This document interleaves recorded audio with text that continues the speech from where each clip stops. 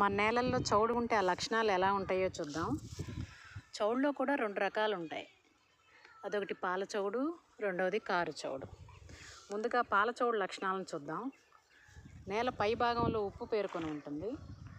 ఈ ఉప్పు గాలిలోని తేమను పీల్చుకుని ఎల్లప్పుడూ తడిగా ఉంటుంది ఆ నేల. ఉప్పాకు మొక్కలు కూడా అక్కడక్కడ కనిపిస్తూ ఉంటాయి మనకి. మొక్కల సాంద్రత తక్కువగా ఉంటుంది. మొక్కలు పెట్టినప్పుడు ఆ పొలంలో వాటి యొక్క సాంద్రత తక్కువగా ఉంటుంది. ఎందువల్లంటే వేరు వ్యవస్థ సరిగా అభివృద్ధి చెందకపోవటం, లవణాల సాంద్రత ఎక్కువగా ఉండటం వల్ల పిలకలు, అనగొమ్మలు రాక, పెరుగుదల లేక స్టంటెడ్ గ్రోత్లో ఉంటుంది. ఇవన్నీ చౌడు లక్షణాలను తెలియక ఆకుల్లో కూడా చివర ఎర్రగా మారుతూ ఉంటాయి అన్నమాట. ఇవన్నీ చౌడు లక్షణాలని మనకు తెలియక అధికంగా ఎరువులు, పురుగు మందులు వాడి ఇంకా ఉన్న చౌడు లక్షణాలను అధికం చేసుకుంటూ ఉంటాం. ఇలాంటి నేలల్లో pH ఎక్కువగా ఉంటుంది, ఉదజని సూచిక ఎక్కువగా ఉంటుంది, అలాగే ఈసీ కూడా ఎక్కువగా ఉంటుంది.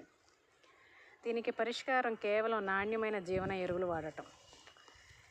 దీనిలో ఉన్న బ్యాక్టీరియా ఏం చేస్తుంది అంటే, ఈ జీవన ఎరువుల్లో ఉన్న బ్యాక్టీరియా ఇవి స్రవించే ఎంజైముల వల్ల అధికంగా పేరుకుపోయి ఉన్న ఎరువుల నిల్వలను కరిగించి మొక్కకు అందిస్తాయి. తద్వారా నేల గుల్లబారుతుంది. కావున రసాయనిక ఎరువులైన యూరియా, DAP, కాంప్లెక్స్ పొటాషులకు బదులుగా మనం Azospirillum, PSB, potash mobilising bacteria ఇలాంటి జీవన ఎరువులను వేసుకోవటం ద్వారా నేలల్లో జీవాన్ని నింపొచ్చు. చౌడులో రెండో రకమైన కారు చౌడు లక్షణాలను చూద్దాం.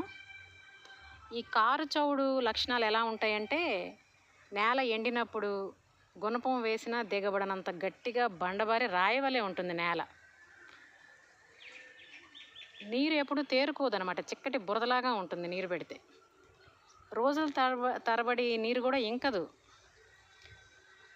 అంటే వాటర్ హోల్డింగ్ కెపాసిటీ ఉండదన్నమాట ఇంకా దానికి. pH చాలా ఎక్కువగా ఉంటుంది, అంటే 8.5 కన్నా కూడా అధికంగా ఉంటుంది. విత్తనం మొలకెత్తడం కష్టం అయిపోతుంది ఎక్కువ సాల్ట్స్ ఉండటం వల్ల. ఒకవేళ మొలకెత్తినా అసలు దిగుబడి రాదు సరిగా. దీనికి కారణం పూర్ డ్రైనేజ్ సిస్టమ్ ఉండటం వల్ల, ఆ చివర భూములు ఉండటం వల్ల కూడా ఈ చౌడు లక్షణాలు ఎక్కువగా కనిపిస్తూ ఉంటాయి. దీనికి పరిష్కారం వచ్చేసేసి జిప్సం వేసుకోవటము, జీలగా, జనుము, పిల్లి పెసర లాంటి పచ్చిరొట్ట పైర్లు వేయటం, నాణ్యత గల జీవన ఎరువులను వాడటము, అంటే azospirillum, azotobacterium, phosphosolubilising bacteria, potash mobilising bacteria ఇవి వాడటం ద్వారా దానిలో ఉన్న బ్యాక్టీరియాలు స్రవించే ఎంజైముల వల్ల నేల గుళ్ళబారుతుందన్నమాట. ఇప్పటి వరకు మనం అనవసరంగా మనం వేసిన DAP అయితేనేమి, కాంప్లెక్స్ అయితేనేమి, యూరియా, పొటాష్ నిల్వలను అది కరిగించి మొక్కకు అందిస్తుంది అన్నమాట.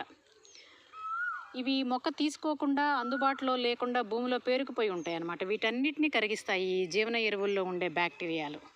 ఈ జీవన ఎరువుల్లో ఉండే బ్యాక్టీరియా భూమిలో పడినప్పటి నుంచి తన పని తాను చేసుకుంటూ తన సంతతిని వృద్ధి చేస్తుంది. ఇలా చేయటం వల్ల భూమిలో చౌడు లక్షణాలు తగ్గి మరలా మన భూముల్లో జీవం నింపబడుతుంది.